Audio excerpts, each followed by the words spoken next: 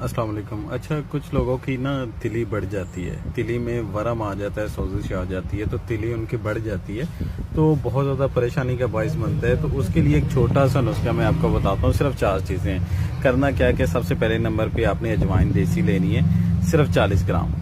ठीक है, 40 ग्राम अजवाइन देसी ले लें। दूसरे नंबर पे राई सुर्ख लेनी है आपने 160 ग्राम।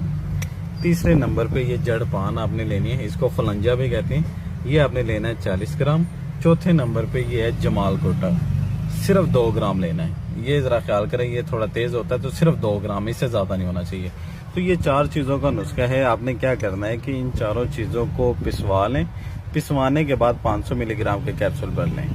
एक कैप्सूल सुबह, एक कैप्सूल शाम को खाना खाने के बाद चुरके के साथ लेना शुरू करें।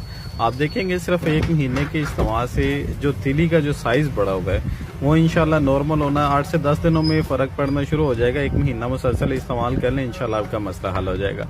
अल्लाह पाक आपके लिए और मेरे लिए सबके लिए आसानियां पैदा फरमाए।